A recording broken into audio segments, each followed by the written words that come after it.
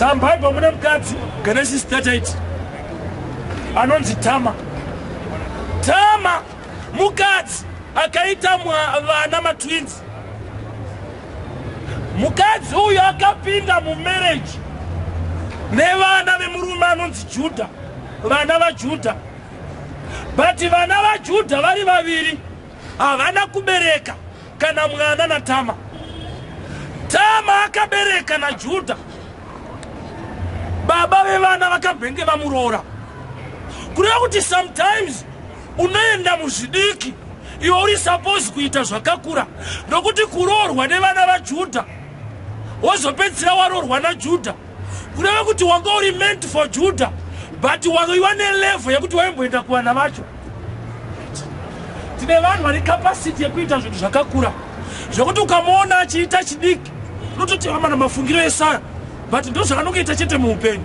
Satani zvaanoita, tine vanhu vane capacity yekuita zvakakura, but nokuti kune chakabatwa mulife yake anoswera achiita zvidiki, but ukamutarisa maitiro ari kuita muzvidiki haiwani kubata.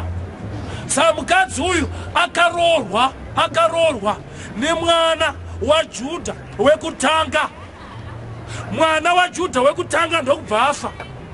Kwakupiwa wechipiri ainzi Onani. Onani kwakubva afa futi. Ndokubva avimbiswa, tichakupa mirira mukomana anonzi Shela akure, tichakupa mukomana anokuroora. Life yevazhinji pano tiri pakati pechivimbiso. Pane zvatakanzi tichadai so upenyu uchadai. Zvokuti tiri kurarama mutime yepromise. Hatisi kurarama tine mapromises acho. Tiri kurarama mutime yekumirira zvatakanzi zvichaita. Rega ndikuti vanhu vazhinji vanofa netarisiro, kwete vatarisa chinhu chacho. Vangori netarisiro zvichaita. Spirit iyoyo iriko. The devil is not worried kuti wakavimbiswa. He is worried kana wachibata. So the battle haisi yekuparidzirwa kuti uchaita mota. Battle ndeyekuzoita mota yacho. Window shopping haisungise. Even asina kana send anoita window shopping. And the devil is not worried window shopping. That's why pakatumwa vanhu tkorufu kunopinda muKenani kunotora zveko. Hakuna akambovanetsa. Vanhu tkorufu vakabudirira kutora zvinhu munyika ine majaindi. Vanhu tkorufu. Majaindi aitoziva kuti kana vauya vari tkorufu havasi kuzotora nzvimbo yedu, vari kutora zvidiki zviri muno. Hondo iri pakuti maakuuya mese. That's why pavaizoda kupinda vese kune vamwe vakatanga kuramba, but kwambobva tkorufu vane understanding yekuti kana wakupinda mukutora chawakavimbiswa ndo pane machi challenge than kumboona zvivimbiso. Unombozera kuti murume anogona kupfeka teneti. Teneti hariti senhumbu. Teneti hariti senhumbu. But ukaona munhu aripfeka wechidzimai unongofungidzwa kuti anayo. But ikapfekwa nemurume haumubvunze kuzoti kudii, wega unotoziva kuti haana. Ndikaona mukadzi ane teneti noenda ndifunga kuti ndofunga ane nhumbu. But ndikaona murume apfeka hapana kufunga kana kuzodii, kuramba chete hauna. So unomboziva here kuti kune type yemunhu yekuti even akaenda pane chakanaka unotoziva kuti zvakazvito. Nokuti murume akapfeka teneti inotengwa nokuti munhu ane pamwiri ada kuti ave comfortable nezva situation yava. But rikangotengwa nemurume even akaripfeka hapana kuzombonegotiata. Ndinotongoramba ndichiramba ndichiziva kuti hana nhumbu nokuti murume but ane teneti. Tine vanhu vaakwaJesu vaakuchechi but nokuti vakaoma musoro hazisi kuita. But kune vekuti vakaenda ikoko unotya. Kune vekuti vakauya ikoko wega unotoziva kuti apa zvaakuita. imba yaJehovha kwatakauya kune imwe pfungwa iri munatural mind, nokuti munhu inzwa ane hondo pakati pake, mweya nenyama. Nometa unonamata zvakadii, nyama yakatongwa, kwete kuti ichatongwa. Pamwe unopanzwisisa, nyama haisi kuzotongwa, yakatongwa. Izvozvo uchitofamba so, kuna tsano wakatongwa kudhara, wamwe havasati. Mweya ndouchazobvunzwa dzimwe nyaya, but nyama yakatotongwa kunzinora. Saka imagine kuti nyama yakatakura zvine machances ekuenda kudenga, iyo yakatongwa kare kuti hausi kuenda, panofambika seya? Mbopagaya akatongwa kare neasati. So haikutendere kuti uachieve, nokuti iyo iri kuti handingatakure vanobudirira, ini ndichinzi handizvichaita. Kurati Satani asati auya, mutongo wakapiwa nyama ndouri kukonzera hondo mulife yako. Right. Namo zhinji mukunamata mafungiro atakararama kwenguva refu, zvikuru sei tiri kunyika. Namo iyo yemafungiro kana mauya kuimba kwaJehovha ikasabatwa pamusoro payo, but mukangobatwa musoro, mukavimbiswa, mukaprofitwa, unoona zvisiri kuita. Iwe kune munhu asina dhimoni but ane upenyu husiri kuita, ukamunamatira haadonhe, anenge akasimba so palife yake yakadonha. Chadonhedza upenyu hwemunhu ichi mafungiro. Mafungiro aunoita ane hondo. Mukadzi anonzi Tamar achivimbiswa, Shela akakura but haana kupiwa kuna Tamar. Kune mumwe anonzi Onani akambogara naTamar, vari vese mumba, vaisvika pakurara vese vachifara, but Bhaibheri rangu rinoti pavairara vese iye airasira mbeu pasi. Ndambobata nyaya iyoyi. Munhu ari kunakidzwa nemumwe munhu vachifara vese, but achivenga production, but vachinakidzwa vese. Ndakamboita tape yeshamwari idzodzi, anokukweretesa mari yedoro kwete yevana yechikafu. Anoda kuti weudhakwe vana vako vachitambura zvinotowaridzirazvo. Unoziva kuti kune vanhu vanoda kukuona uchifara, izvozvo zvako zvinomira mushe. Angatokukweretesa idoro kwete kuti vana vako vacho. Bhaibheri rangu rinoti Mwari pavakaona zvakadai, mukomana anonzi Onani akafa. Unoziva here kuti unofanirwa kuuraya dzimwe pfungwa dzinoita kuti unakidzwe chaizvo, upenyu usingafambi. Zvinoita kuti ufare, but upenyu hwemhuri yako iri pataiti. Hadziite pfungwa idzodzo. Satani anozviita, anokutorera ubaba okusira ndebvu netrauzi. Ubaba hwakaenda kudhara dzango ndebvu netrauzi. Unoita vana vekuudza kuti ndiri baba wako, anza ndiri mudhara, hazvichaoneka, zvauda kutotaura. Ukangoda wakuzvitaura pano chakaenda. Mukomana anonzi Shela akakura, haana kuendeswa kuna Tamar. Tamar aigara kumba, ndokubva akapiwa message, dzokera kumba kwababa vako, dzokera kumba kwababa vako, umirire mukomana uyu paachakura, dzokera kumba kwababa vako. Zvinhu zvekwaJehovha haugone kuzvimirira usiri muimba yaJehovha. Usati zvikanaka ndichanamata, usaite zvivimbiso zvinokurwisa kuti ndikazomira doro ndozonamata. Uri kuzvinyepera, kutonwa kwacho ritori simba, zvototi pakatoshaika Jesu aurirege. Saka izwa, pamaona kunzwa message chaiyo yekingdom, Mwari ari kuda vatadzi, chaasingade chitadzo. Chechi ndo isingade hayo mutadzi, but Mwari anovada, ndopaita problem manje. Chechi haida anonwa, but Mwari anoda vacho vanonwa kuti vauye ukavaregedze. But church inotoda vakaregera ndo paita conflict pakati pechurch nekingdom. Church inoda right, Mwari anoda vatadzi, church inoda right. Satoita sei manje?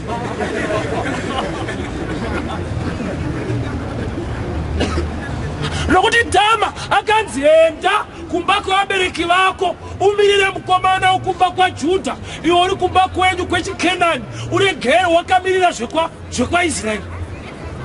Don't make that mistake. No matter uri kuchiva uri kumba uri kudii, ramba uchiuya uzotsvaka nyasha kuimba yaJehovha. Hakusi kumira kwako kunokupa simba, but kuramba uchiuya kune simba racho kunokusimbisa.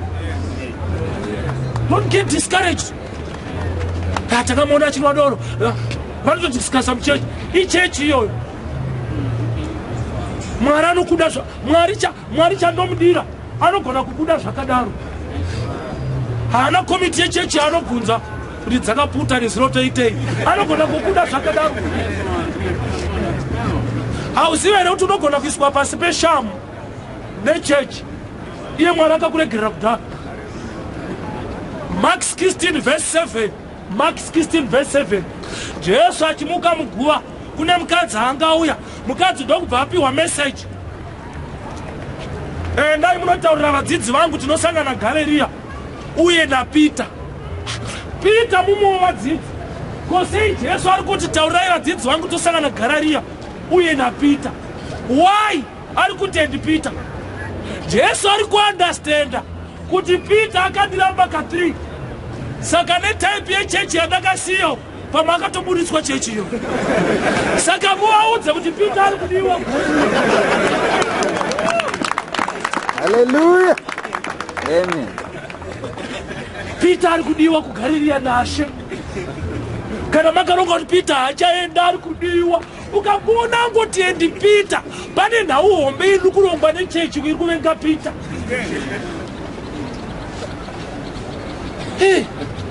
Chechi haidiwa.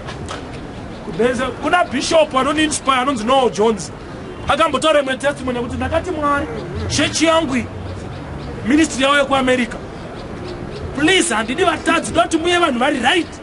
Mwari akati hazvinetse, pauchauya Sunday iwewe unongokinura door odongorera wokiya futi usapinde, nokuti iwewe ukatopinda matoipa. Kana wada kuti mupinde vatene iwe ingokinura wamira pasaidi. After 2 minutes wokiya vamo. Ukangopinda iwewe bishop wacho ukatopinda hamuchaita.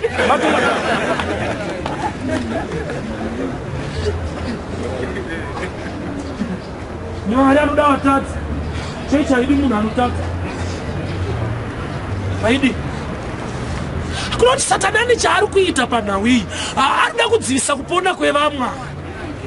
Mukadzi anonzi Tama akanzi enda kumba kwababa wako, but uri ikoko unenge wakamirira mwana wangu kuno kuShela, akakura achauya kuzokuroora.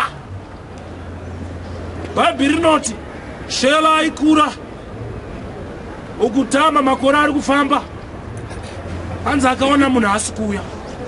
Aripo here pano ane zvivimbiso zvakavimbiswa mupenyu zviri kuita? Ndauya kuzoprofita mulife yako. You don't understand the message. Mukadzi uyu akaiswa pahold on kuti mirira achakura ucharoorwa. But problem pakumirira itime. Nokuti uyu ari kunzi mirira mukomana akura akuroore, haumire womisa makore. Uchimirira mukomana ari kukura iwe uri kuenda futi. Saka unogona kurambwa netime kwete nemunhu. Nokuti mukomana panosvika 18 years iwe wanga wane 30, unenge wa 48. Unorambwa nenguva kwete nemunhu. Unotoona wega kuti karambwa. Haana kuramba but nguva yekuramba. Ndayozotaura kuti Mwari wedu nguva iri mumaoko make. Saka tiona muBhaibheri hapana pakanzi Jesu wakamhanya. Kana rechirungu rakanzi and Jesus ran, haana kumhanya umu. Kana rechindevere rakanzi Nkosi yagijima, hakuna. Time iri muruoko rwake.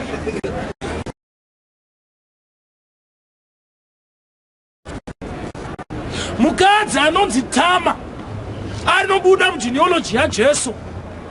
but chakaita kuti apinde imomu akabuda mumarriage mbiri dzadzingaite yechitatu akatozoregedza kuroorwa kwacho, but akazokwana vana vaakabereka iye ambopinda mumamarriages pasina mwana ari kuberekwa. Regani kunze God is not a respecter of persons or places. Handizive kuti history yeupenyu hwako zvingani zvakaramba, but I message uchaibata upenyu hwese. Takazvifunda kuna anoparidza zvinondibata anonzi TD Jakes. Ndiye akandishowa kuti sometimes when you speak a word munhu achiona chinhu it's for life, hazvibude mari, right?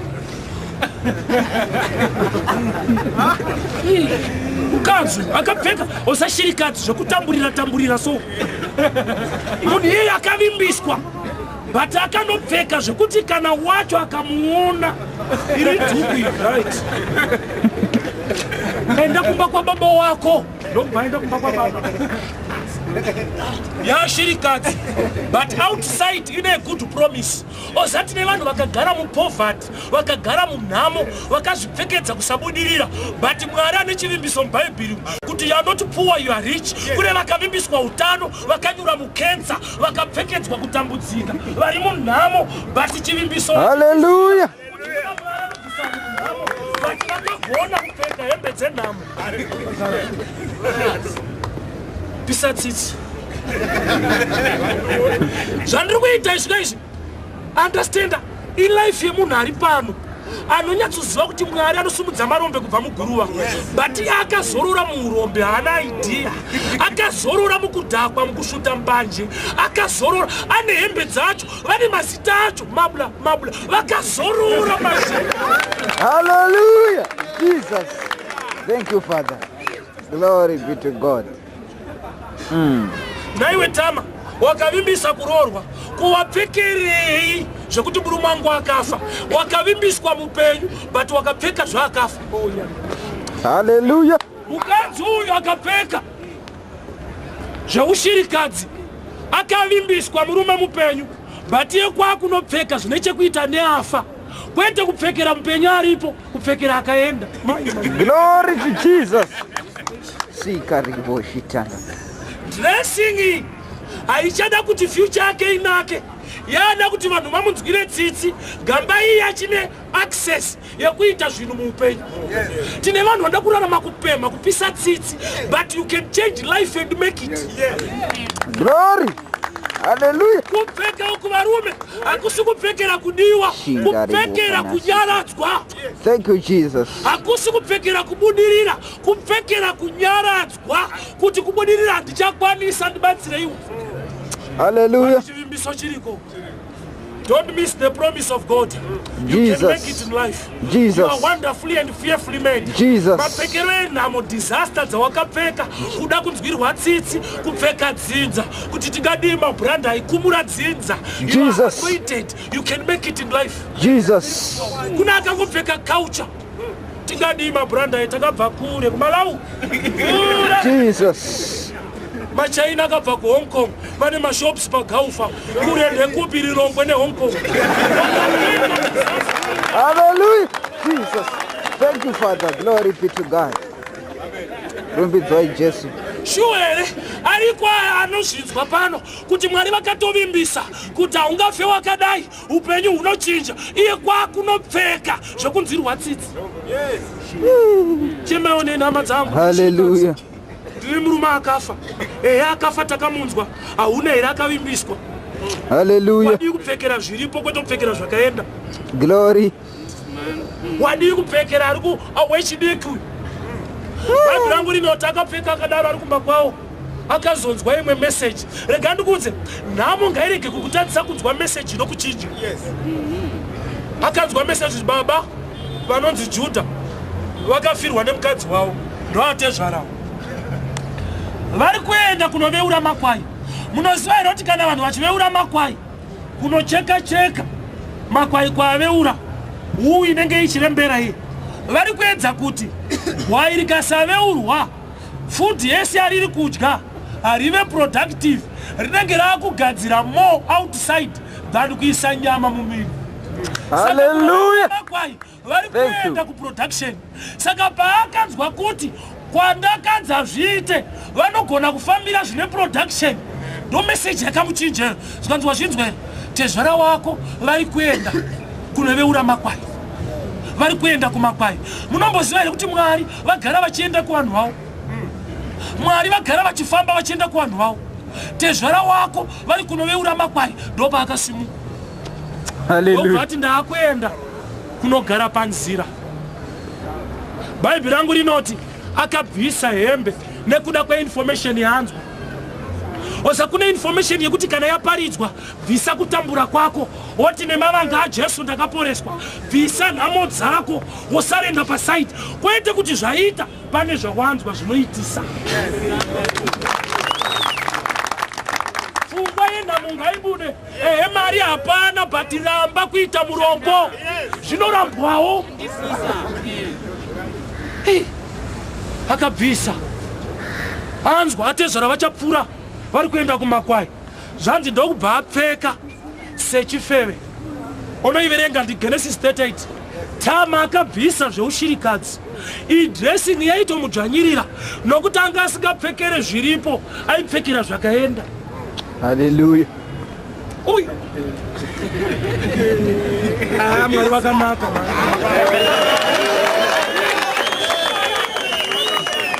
Hallelujah. Iyi message uchaibata.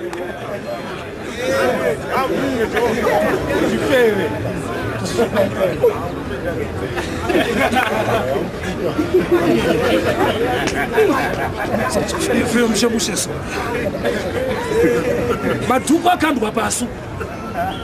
Wadresa mushemushi. Akanzwa kuti atezvara vachapfuura vachinoveura makwai. Message iyoyo yakamutuma kuchinja mapfekero, dress renhamo nekudemba akabvisa, dhuku zvenhamo zvekubatwa maoko akabvisa, akapfeka sechifeve tumamasotop netumasketo, ndokunogara musaidi menzira. But ari panzira ipapo akaziva nzira inopfuura naJudha.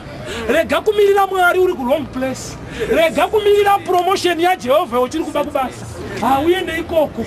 Aimirira munzira chaiyo, ndokubva andogara munzira. Inzwa mukadzi uyu paairorwa nevanhu vaiona beauty yake, but pane paakazoziva kuti beauty yapera. Ndakura ndikada kushandisa beauty, ndachembera. Osa kune zvimwe zvinhu zvokuti kana ukaita prayers zvichaita. Kana uri mupfumba urembe neunight prayers iti. Saka panodiwa imwe knowledge. Atoziva kuti ndakura, ndakarorwa nevarume 2 vakafa, wechi3 ndikambomirira hana kundiroora, kureva kuti pamakore ndafamba chiso chaunyana, but ndichine hope yekuti zvinoita. Hallelujah. Muupenyu uramba uine hope. Nyangwe chikoro ndakafoira, but I'll make it in life. Nyangwe vari kuramba, but zvinoita. Glory. Bhaibheri zvakati ndokubva anogara musaidi menzira sechifeve. Zvanzi ndokubva akavha fesi yake nekavhenyu. Ari kunyatsoziva kuti area iyi vakaiona ndinoruza. Hallelujah. Thank you, Jesus. Regard pone Jesu. Thank you, Lord. Anzwa kuti Judha akafirwa nemukadzi. Saka mukadzi ndofunga ari kumuda munhu akambogara nemukadzi. Face anogona kunga side. But nokuti ndiri mukadzi. Kana pasaidi penzira. Tsano vaida kumboti pfurei. Vakata face haina basa bandagarisa. Hallelujah.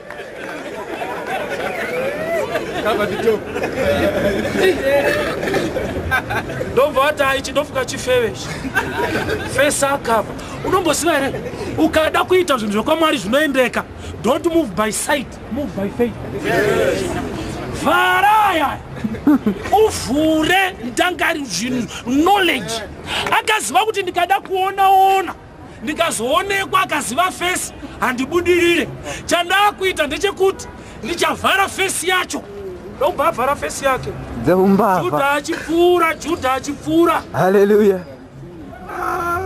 Varume, osa kune zvimwe zvinhu zvekuti munhu anogona kuzvisimbisa. Hai, zvandabasa nazvo. Unenge usati wasvika pazviri.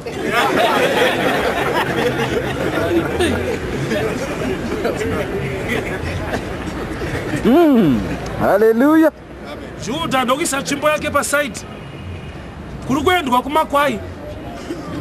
But kune yaimuita inconvenience parota. Osa there are times yekuti Mwari vanenge vasingainge iwewe. But iwe ukagona kuzviposition havadarike iwewe. Judha akasingainge munhu. But Bible riri kutoti ndobva akazoswera. Hallelujah. Kune dzimwe issue dzekuti hadzisi dzako, but iwe ukanozvidyara muright position inotenge nyaya yacho ndeyako. Judha aida kupfuura akatadza. Chaari kufambira makwai kwete munhu, but kune munhu aita zvine value darika makwai ari kufambira. Ndobva aisa tsvimbo pasaidi, obva arara nemukadzi uyo waenda neprogiramu yake. Mumwe musi ndobva azonzwa muroora wako uyo waivimbisa kuti achazoita mwana achororwa neuyu akakanganisa. Atone nhumbu izvezvi zvanzi ainetse ngaurawe kwaIsraeri ati jaidze ngauraiwe. Unomuziva here kuti tinogona kuita zvinourayisa, but kana takatenda muna Jesu toraramira iyoyo. Zvaiurayisa kaizvi kuita nhumbu usina murume waIsraeri, kuita pamiri usina murume. Mary akambozviita nhumbu pano nouku. Joseph akati handisi kutomboiziva nyaya yedu, but havana kumutema nematombo. Agona kwekuitira mhosva. Zvikanzi naJudha hazvinetse ngaatemwe nematombo. Zvikanzi naTama aiwaka toda kumboziva muridzi wenhumbu. Ndine zvinhu zvandinazvo kuno. Unogona here kumboitawo zvinhu zvaMwari mulife yako, zvekuti kana vakambogumbuka Mwari kuti vanhu vari apa havasi kuita mushe, ndoda kuvaparadza, obva aburitsa maturisi avo kuti muchauraya kana zvinhu zvenyu zviri kuno.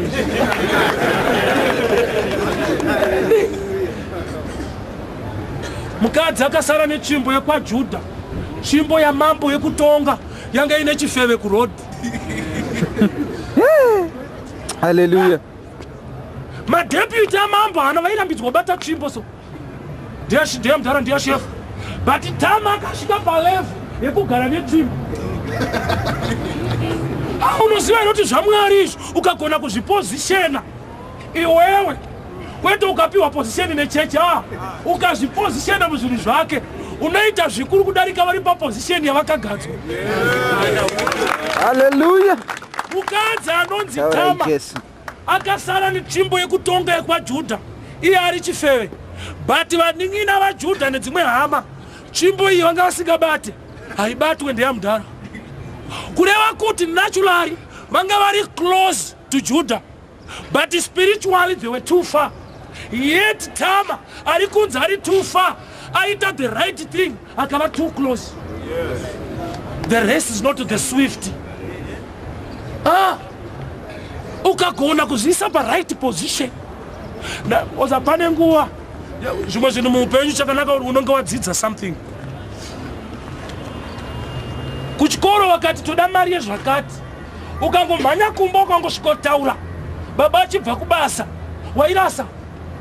Mudhara anenge ane maissues ake ekubasa, school fees akabvisa, hadi headache, hadi noise. Iwe uchingosvika so, ya matikuenda kutrip kuVic Falls ma 150. Anoti uyakuno wati zviya zvekudzidzwa hazvireve kuti vabereki havadi. Iwewe ndiwo usina kuuya hauna kuzvipositiona muarea inoita kuti zviite. Enda unoudza amai. Manje unonge kuna amai kutenderera, gamba kutenderera ikoko ndokudhuzi. Hallelujah. Ozati nevanhu vanoda kuita quick charge muzvinhu. Enda nekuna amai. amai ukavaudza havaite sewe kubva vaenda ipapo kuti wati 150 mira ipapo vanoti orit ndazvinzwa ofa endaika vamwe vari kutobhadhara iwe notaura navo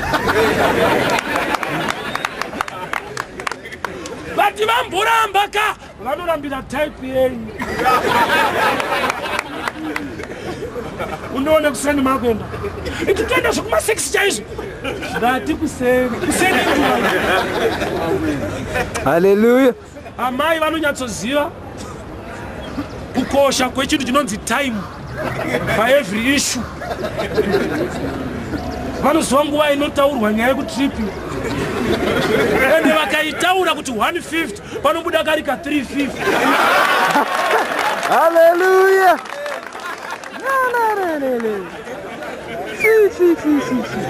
Hallelujah. Thank you, Jesus. munhu akati maonero angu haana nyaya but maonero emunhu wandiri kuda pandiri ndoane nyaya. Akanogara musaiti meroad akakavha chiso ozati nevanhu vakauya kuna Mwari pane kuti vachionekwa naMwari ivo ndo vachida kuonaona straight. That's why Adam kuti zvake zviite akarariswa hope ukangoshurura zvifambe. Samson abviswa meso ndopa akauraya vanhu vakawandisa nokuti paaiona aitolimita Mwari nemaonero ake. Ruthi kuti arorwe akaenda mumunda maBoazi usiku apaoneke beauty panoshanda communication. Hallelujah. Baba, rumbinzwai Jesu. Thank you, Jesus. Shasha yaipfuura nepo haasiri yari kuingwa iye atori ari kutozviziva kuti haasi kuinga inini but anogona kubirira pano.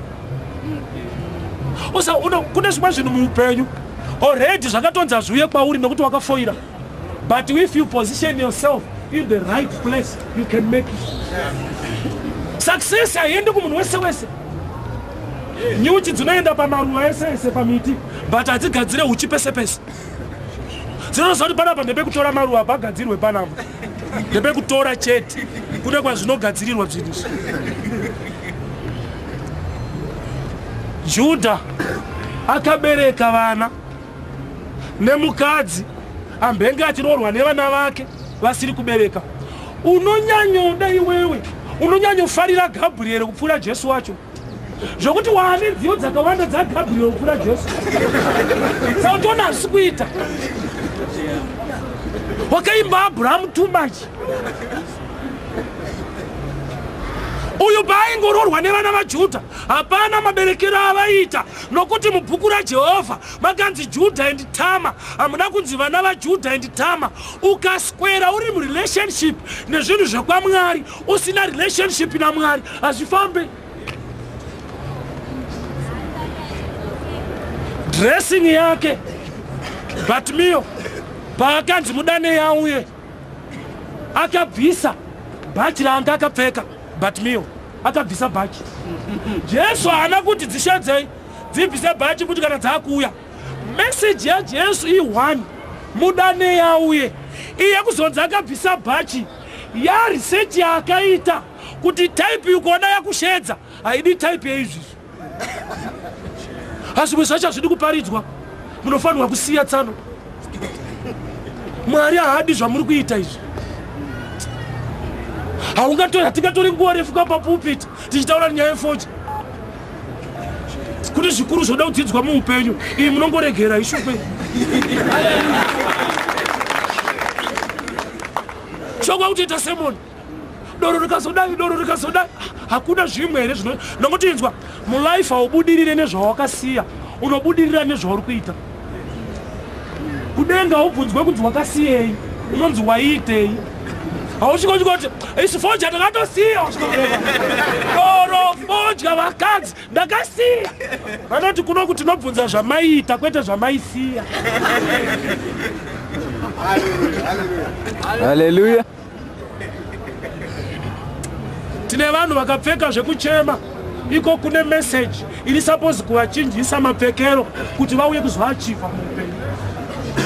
Ndakaispenda much time ndakapfeka zvinopisa tsitsi kuti vanhu vandide. Ndakarwara neTB 2006 taipisa tsitsi kuti vanhu pamwe vakatibatsire, but no matter munhu akubatsira zvakadini, munhu ane limitation. Ndakasvika panguva yekuti urwere huripo, but I can make it in life. Unomboziva here kuti kune vanhu vakatambura zvakanyanya kudarika zvauri kuita vakabudirira.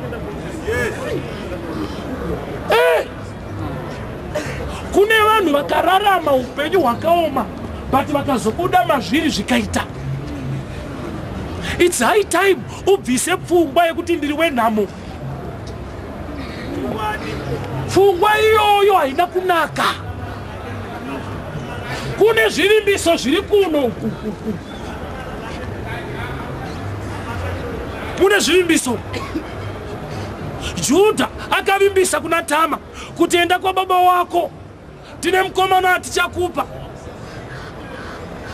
Iye kwa kunopfeka zvekufirwa, but iye apiwa word rehope.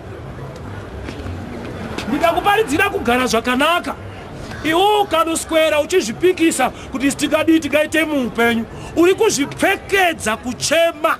Iwe waparidzirwa zvinoita kuti ubudirire. Ndo zvakatibaya kuno kuAfrica. Munhu mutema angaite. Unoziva kuti panovhoterwa president havarambidze kuti ukwikwidzewo kana uchida. But ndakazoona kuti amene vanhu vanofunga sei, kunongokwikidza vanhu 3, 4, havapfure nhamba iyoyo. But hande kuna kansela 115. Enda muchidetsana kuno kuzasu uko kune 3 so far. But pausabhuku muriko 8. Ndofunga munhu akazviona kuti president inini. Beta ita sabhuku. Inini manje. Hallelujah. Hauna kurambirwa, wega unotoona kuti type yangu hayi.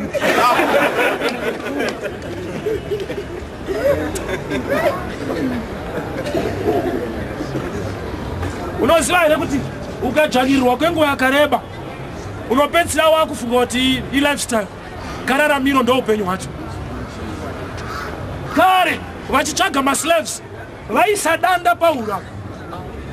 Vanhu vanorara mushipi mwedzi vachienda kunodzvanyirirwa. Izvozvo mupfungwa dzevamwe vanhu vakati zvakaipa, vati zvakaipa ndokubva vaenda kuchikoro kwakudzidza, kwakutora visa, kwakunosenza futi ikoko. Haichaiswa danda, akutoita kuenda ega.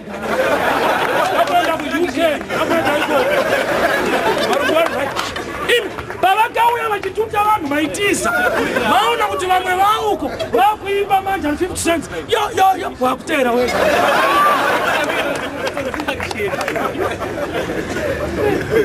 Kona narakeruka zona kuti uzoti pane danda rakatakura munhu. Kutoti dai vaiuya vachisunga nedanda, dai vandisunga rwendo runo, vai havasi kuuya bheta kuenda ndege. Unotozvipindira muprayer kaizvozvo, Lord I want to go, I want to kupi.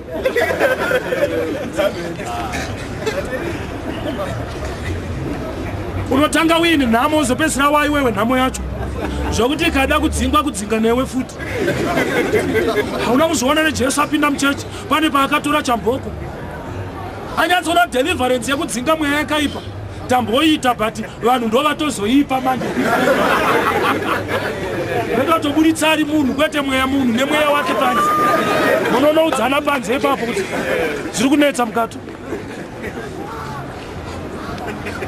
Ndangariro yemunhu ine value pachinhu chaunoita.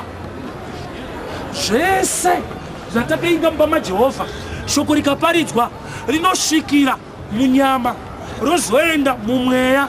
Vachida kuona Jesu vakatanga vaona Herod mambo akagadzwa, ivo vane jeni yamambo akaberekwa.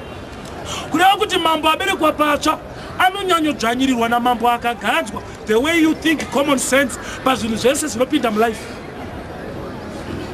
Chese chinoparidzwa kuti chinoita muupenyu chinombosvikira kumafungiro emunhu. Munhu oona ega kuti zvingaita hazvo, but type yangu handashuwa. Wega zvaparidzwa Jesu wese waakanamatira aiti kutenda kwako kwakuporesa. Hana kuti wazvaona takabva kudenga, I'm very powerful. nyaya iri ikoko kune problem ikoko kukatenda zvinoita. So chinhu chinonzi faith chinokosha, and the faith comes by hearing, and zvinenge zvauya zvacho arikatisana kuti chinhu ichi. Problem yedu vazhinji, anoona bhaibheri rina Genesis but chapter yekupedzisira hainzi the end. Genesis kutanga siri kupedzisira racho risina kunzi zvapera. Mwari vari kuedza kuti ukatakura ichi mumusoro mako, iplatform ichasvikira zvakawanda. Iri rinokuvhura pfungwa kuti uandastende. Kana mweya wauya wakuzokuticha haudhaute ichi handi nyaya yese. Ichi is just a tip of an iceberg. Nokuti parinoti kuna Genesis 1 pakutanga Mwari vakasika denga nenyika. Kureva kuti iri rinorekodha pakatanga Mwari kuita zvinhu. Harirekodhe pakatanga Mwari, rinorekodha paakatanga kuita. Kureva kuti kune zvimwe zviri missing zvisina kurekodwa, nokuti munyori airekodha paakatanga kuita, kwete paakatanga kuvapo, paakatanga kuita.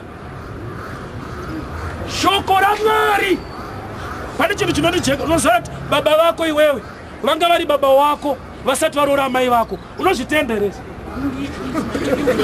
Baba vako vagara baba vachiri kupuraimari vasati varoora mai vako. Unoramba here tinyatotsanangura.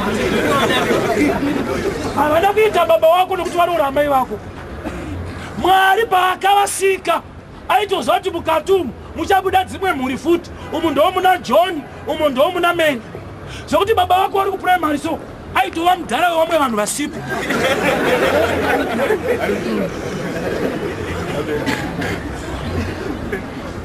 Vanhu tinonyanyotenda zvinhu kana zvapo. Gamba kuzozona zvapo unoda kuti kune kwazvakabva kwazvanga zviri. Mwana wangu ane 3 months. 3 months idzodzi dziri kuverenga pavakamubereka kuchipatara, but 9 months dzaakazviwa mudumbu hadziverengerwe.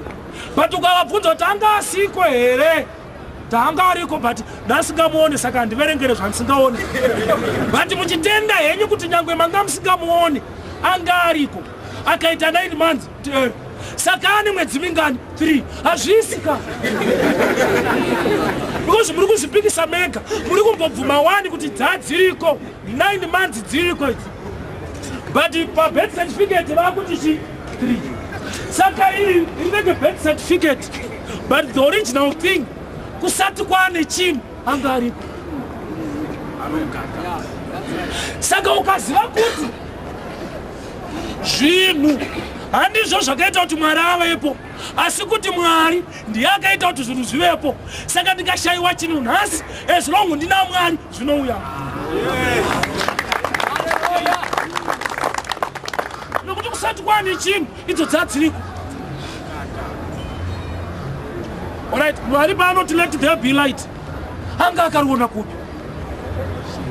Bhaibheri inoti kwaiva nerima ndobva ati let there be light. Ndoda kuratidza level yewisdom dzaMwari kuti dziri far beyond the understanding of men. Ukaona munhu achindasangana nemunhu asina bhutsu, isaini yekuti anoziva kuti kune bhutsu dzinopfeka.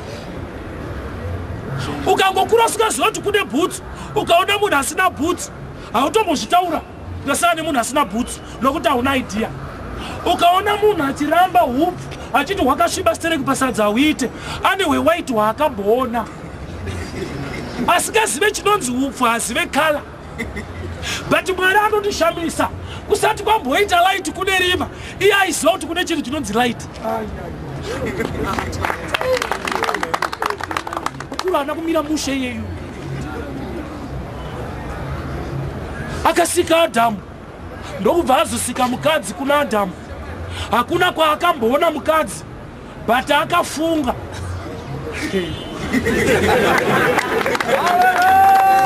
Gara anofunga zvinoita iyeyu.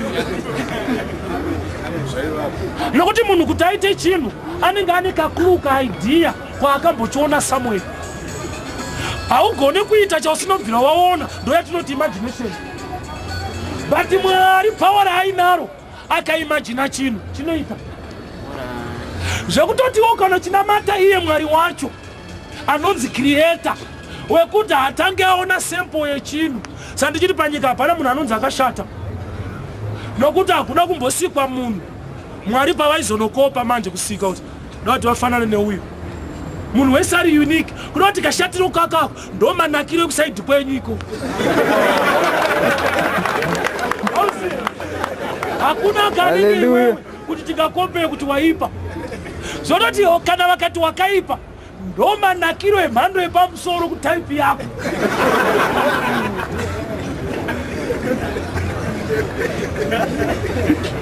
Saka usangotenda zvinotaura vanhu wakazoipa wakazodii. Understand my plan Mwari pashi. Mwari anotaura kuti let there be light. Iye asina kubvira amboona light. Kuda kuti ndikanamata type yaMwari yeyu zvisati zvambooneka kana kufungidzirwa nevanhu anogona kundiitira inini. Iwe Solomon unozviita the richest, iwe uchifamba nengoro yemadhongi. Unoziva kuti basi pane fuel. Osa sometimes kana munhu asati aziva zvakaitwa naMwari anofarira zvidiki. Kune vanhu vakatengesa dzimba vakaenda kuUK vako vakazoverenga mupepa kunzi kwaMutare kwechiadzwa kune Diamond. Iye akatotengesa stand pachiadzwa akameita basa diki, akatengesa stand pane maDiamonds. Sei chii chakamupa kutengesa?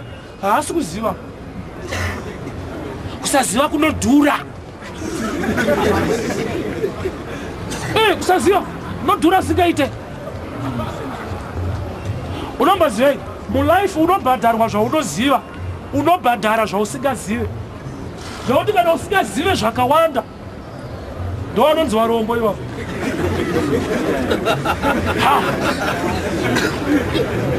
Aini yofa womira anogadzira aini, radio yofa woendesa kumaradio, hita yofa windo ratsemuka womira unosara nemari.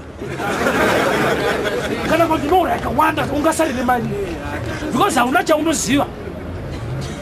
Unobhadharwa zvaunoziva, unobhadhara zvausingazive.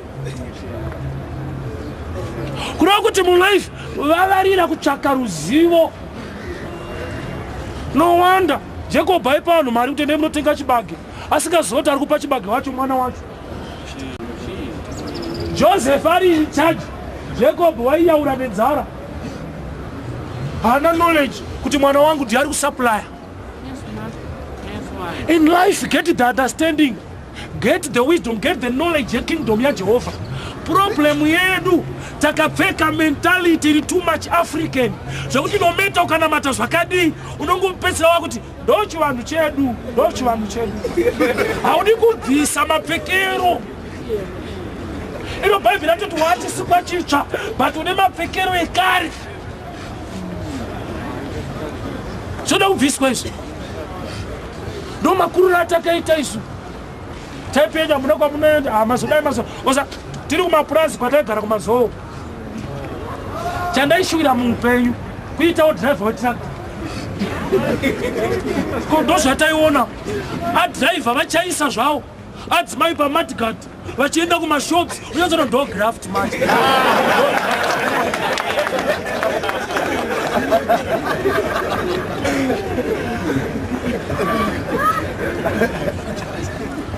Ukaenda kuRailways kuti kuenda kwaMutare mari wanaona kuti $3. Unonogona kuuya muno mutaundi une 20 wobva wadya 17 kuti ndinoenda chete ndomboroka 17 ndine mari sterek, ndine mari kutoenda kwaMutare ndine mari. But ukazonobvunza kuairport kuenda kwaMutare imari inendeke unotozonoti hauna kana hauna mari. Not area yawaita research inogona kukupa information inokunyepera. Pane bambo unofunga kuti une zvauri kuita muupenyu gamba hapana, itype yevanhu unotamba nawo. Group leader group 5 anofunga kuti anogona. Iye ari mukuru wezvekufoira.